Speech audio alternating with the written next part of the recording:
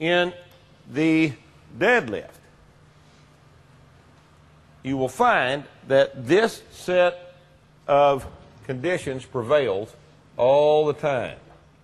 The scapula is right over the middle of the foot when the bar comes off the ground. Now, that will mean that since the scapula is behind the shoulder, the front of the shoulder, that will mean that the arm will come down at an angle to the bar. This is true with every pull.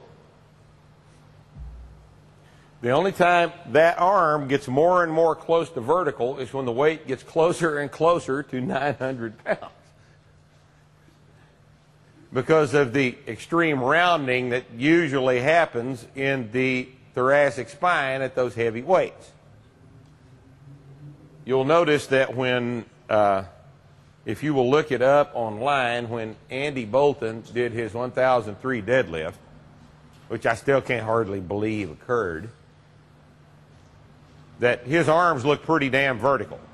But if you look real close, you'll see that nonetheless, the scapula is directly plumb to the middle of the foot, which is directly plumb to the bar.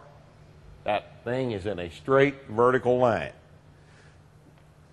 I just don't know why, but I figured this relationship out about 8 months ago, and as far as we've been able to tell, this has never appeared in literature anywhere.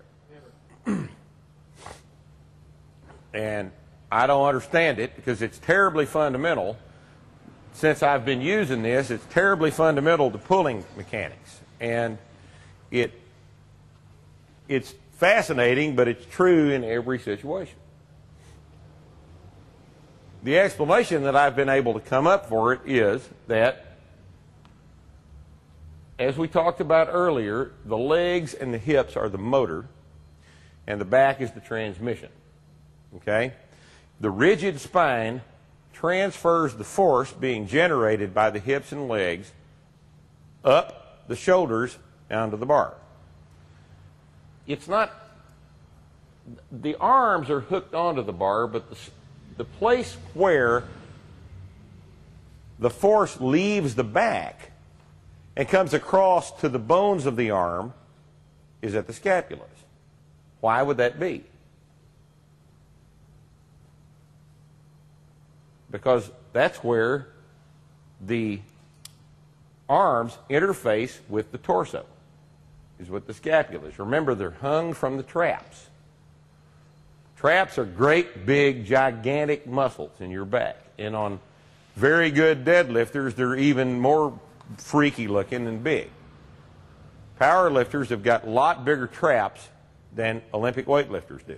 They are what are holding up the arms in these big heavy deadlifts. Their action is isometric, but they are loaded literally from the minute the bar leaves the ground till it's locked out, till it gets back on the ground. The traps are extremely important in the deadlift. It's not just here. But you'll notice that trapezius, have we got a picture of that anywhere? Traps are a big giant muscle that come from the top all the way to the bottom. They hold on to the scapulas, and the scapulas come across at an angle like that, and they go down. Of course, the arms hook onto the scapulas and all that other stuff. So the scapula is right over the middle of the bar. Now, the question is why does the arm not swing out away?